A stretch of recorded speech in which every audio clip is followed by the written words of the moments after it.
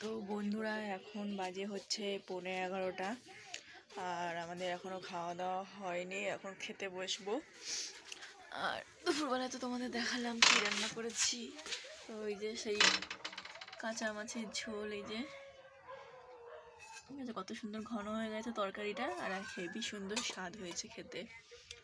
আর হচ্ছে এই যে মেয়ে খাবে দুধ দিয়ে রুটি, রুটি সব বানিয়ে ফেলেছি এই যে। আর এই যে দুধটা গরম করে নিচ্ছি, এবার দুধের মধ্যে আমি একটা জিনিস দেবো। তো কি জিনিস চলো দেখাই। এই দেখো,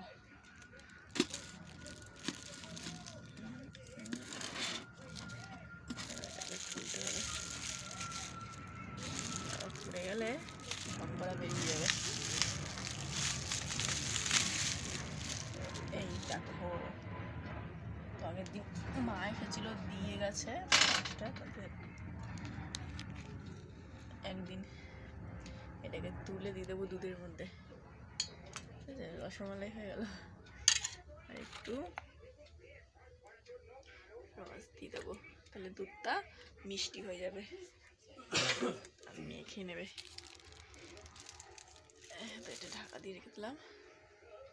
তো এটা হচ্ছে কিসের জন্য দিলাম বলো তো এর মধ্যে, কারণ এটা ফ্রিজে ছিল, রসগোল্লাটা ঠান্ডা বরফ হয়ে গেছে, আর দুধটা হচ্ছে গরম।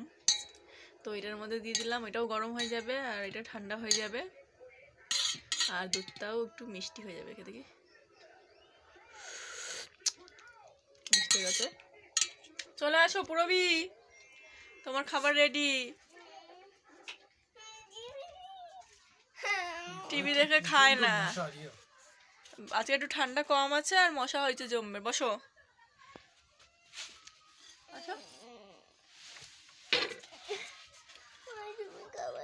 আমি খাবো, তোমাকেও খাইয়ে দেবো। এই যে মশা, আজকে অনেক মশা। টিভি দেখে কেউ খায়? মশা ঢুকে যাবে না গালের মধ্যে। দেখো তো দুধের ভিতরে কি আছে।